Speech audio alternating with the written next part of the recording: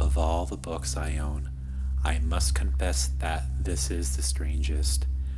It was given to me by a friend I no longer have, who inherited it from an uncle, and beyond that, I'm not sure. It's an old book, one that I'm sure would be treated by librarians with plastic gloves if they ever got their hands on it.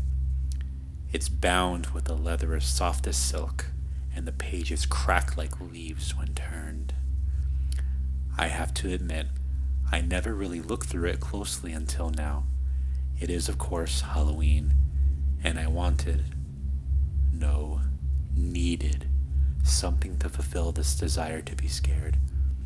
Something about this old book really seemed to call out to me for the first time. I am trepidatious as I open this. The musty book smell is intoxicating. Though my stomach lurches, the title page reads, "The Book of Spells, Potions, and Summons, being a compilation of the centuries of witchcraft and devilry." Now, I consider myself a logical person and have no belief in the supernatural.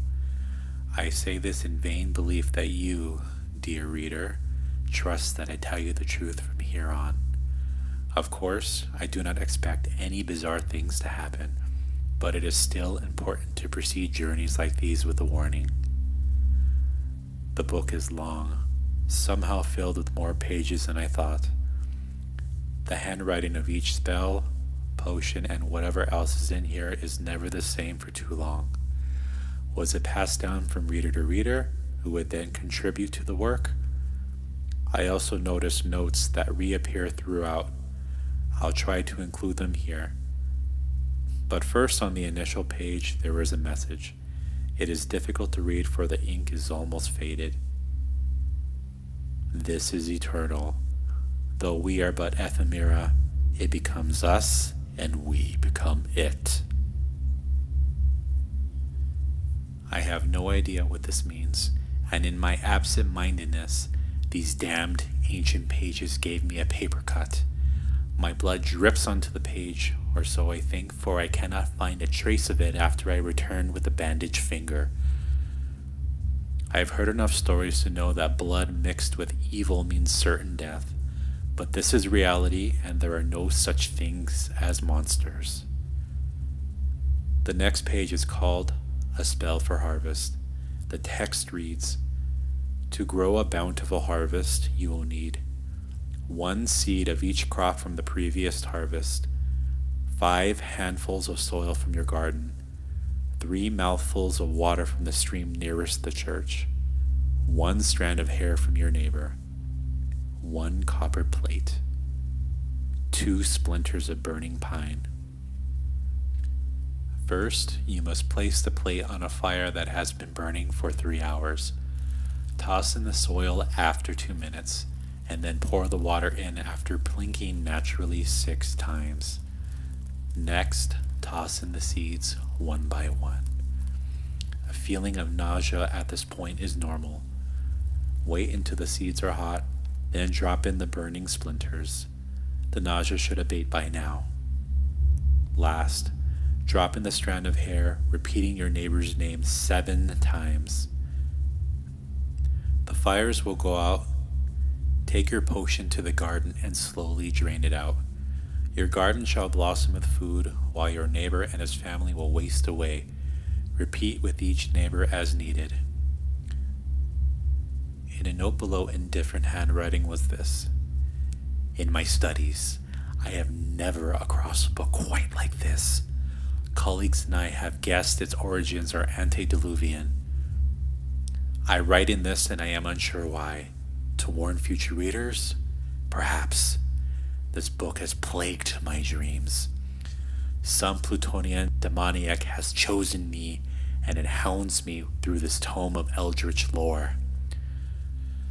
With a desire I cannot truly explain, I press on.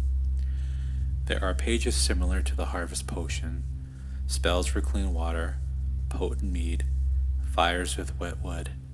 Then I notice this. To become a werewolf. To become a werewolf, you will need 6 bottles of slough water, 1 wolf pelt, 3 buckets of freshly killed cat blood, 4 ounces of wolfsbane, 2 droplets of seed from a hirsute man, 1 silver cauldron. First, on a full moon, you must go to the woods. Find an open space and disrobe. Start the fire and place the cauldron over it.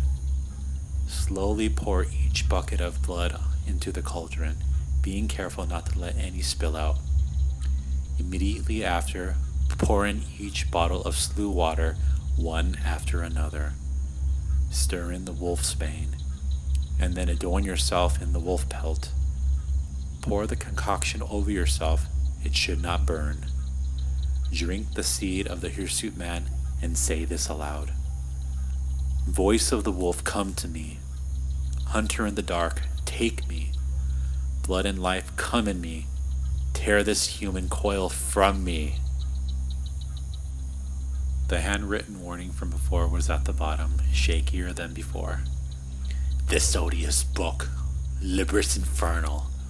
What book would instruct a man to change himself so horribly, to shift off that which we knew him by? Simmons, that all truly damned Simmons, became a baleful beast, the likes of which we had never seen. His family, I dare not say what became of his family. We tried, by God we tried to kill him, but all of our attempts were in vain. He is still out there, and God help he who meets him.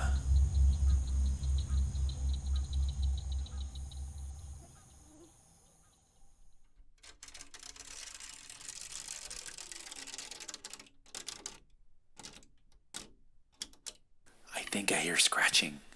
No, certainly not. It's just the house settling. Though my heart told me to stop, I pressed on. The pages grew rougher and the spells became worse and worse. A spell to summon ghosts.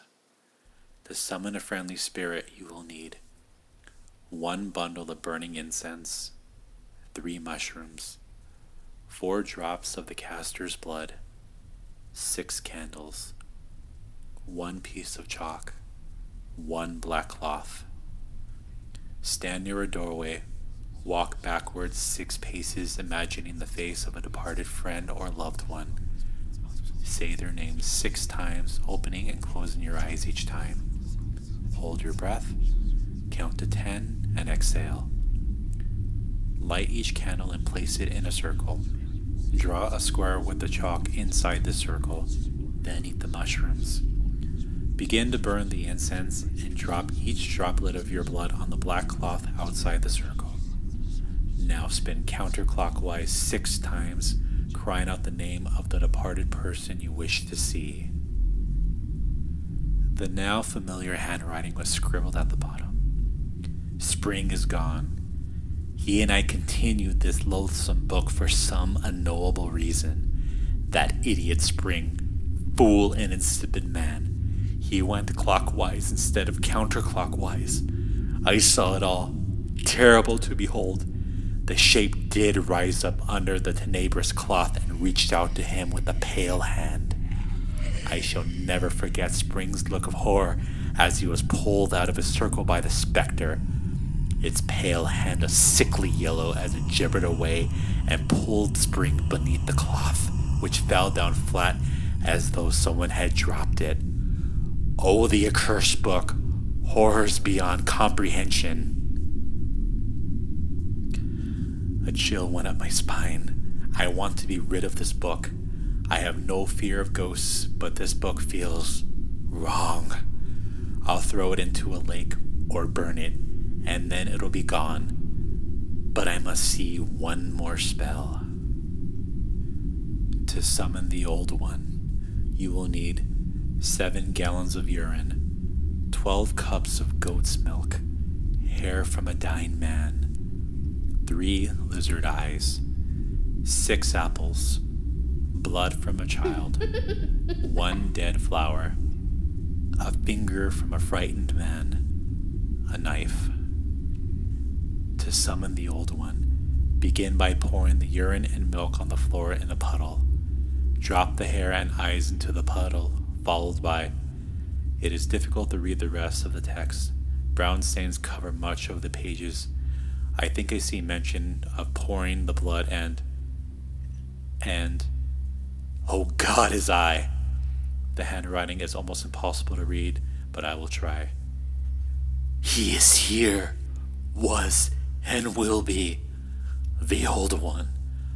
I thought he would fix it all, but I was not ready. The cyclopean form, the Stygian and gaping body. My eyelid twitches where my eye once was, but I am glad I cut it out. To look on him with both eyes would have meant my unutterable fate. Woe to me and you who see his hideous, noisome shape. The thing that should not be, but he is. The blasphemous reality that is the old one. I need not join spring in Chthonian depths, for I am in a perdition too terrible to describe. You who read this, destroy this book and do that which I cannot. The old one knows you have read this. Go before it is too late, for I am already gone." The book ends there. I am alone. I hear shuffling in the hallway. I am alone. I am a person of logic and reason, so I spring up to open the door and see nothing. I am alone. It was just the house suddenly, because that must be reality. I am alone. I open the door and see just the dark of night in my hallway. I am alone. But I have my doubts.